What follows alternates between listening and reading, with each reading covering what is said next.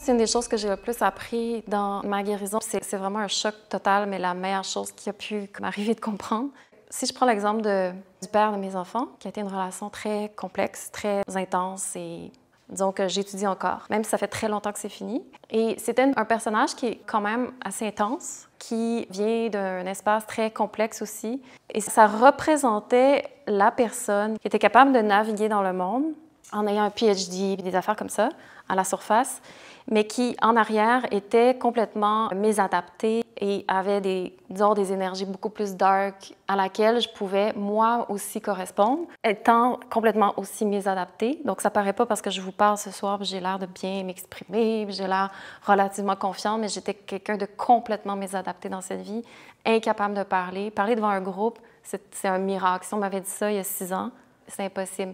Donc, quelqu'un qui a difficulté à travailler dans le monde, à être en relation avec la société, les conventions, moi, c'était vraiment... J'ai jamais travaillé véritablement dans ma vie. Mes véritables emplois, ça a été d'être mère à temps plein et d'être espionne. Donc, pour moi, de vraiment avancer devant le monde, c'était impossible. Donc, un être vraiment sensible, complètement mésadapté, avec plein de carences, sexuellement complètement déconnecté de mon vagin, de mon énergie sexuelle, de mon corps, de tout ça. Donc, j'étais beaucoup en quête de comprendre c'est quoi le sens de la vie puis comment je vais me sortir de ça. Donc, pour moi, la seule façon qui était de fonctionner, c'était de trouver quelqu'un qui est aussi mésadapté et d'arriver à une polarité qui peut m'aider à trouver un équilibre dans mes propres schémas à moi.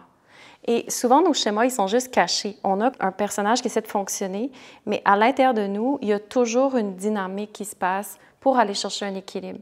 Et c'est vraiment important de nommer parce que la femme, on fonctionne beaucoup dans des énergies très profondes et invisibles. Et ce qu'on fait pour la majorité du temps, c'est souvent dans des espaces beaucoup plus inconscients. Et puis, c'est juste vraiment important, si on veut reprendre son pouvoir en main, de vraiment voir comment la femme opère pour jamais se positionner dans un espace de victime, mais d'étudier comment nous, on participe aux dynamiques dans lesquelles on se met. Même si on sait que les dynamiques ne sont pas nécessairement bonnes pour nous. Je veux dire, pendant des années, je savais que cette personne-là, c'était genre vraiment quelque chose. C'était un personnage, c'était juste comment je vais gérer ça tous les jours. Puis j'ai fait des enfants avec cette personne-là. Mais en dessous, il y a des raisons plus profondes qui font qu'on continue. C'est pas une erreur, en fait.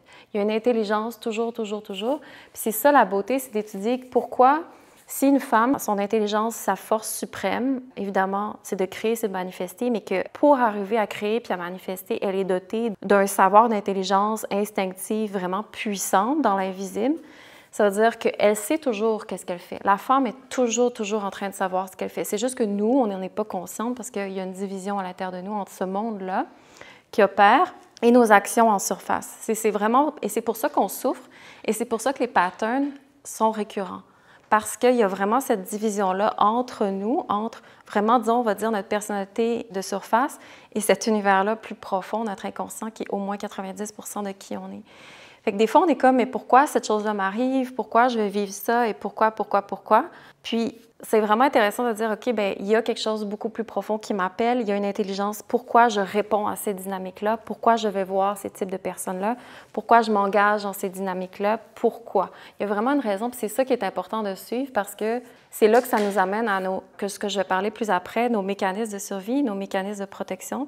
Et ça remonte à notre lignée féminine, mais que tout ça, c'est animé par des tensions à l'intérieur de nous et que c'est ça qu'on veut aller voir, sans juger, sans vraiment condamner qu'est-ce qui est là. Donc, pour moi, si je reviens par exemple à l'exemple du père de mes enfants, pour moi, c'était vraiment, OK, cette personne-là, on s'est mis ensemble parce qu'il y avait une détresse. Donc, vraiment, l'amour ou la connexion qui s'est passée à ce moment-là, quand j'étais beaucoup plus jeune, c'était un amour connecté à la détresse. La détresse d'être vraiment divisée entre qui je suis, qu'est-ce que je présente, comment j'essaie de fonctionner dans le monde qui ne fonctionne absolument pas, et tout l'univers en dessous qui, lui, continue à opérer. Le schisme était tellement grand que quand j'ai vu une personne qui a vraiment ces deux univers-là comme flagrants, pour moi, c'était comme, OK, bien, ça va marcher avec lui, c'est ça mon deal. Parce que si j'allais avec une personne X, Y, Z, ça ne fonctionnerait pas parce que moi, j'ai besoin de cette personne avec qui je peux avoir cette stabilité-là puis correspondre du fait qu'on se miroite quelque chose où on se comprend.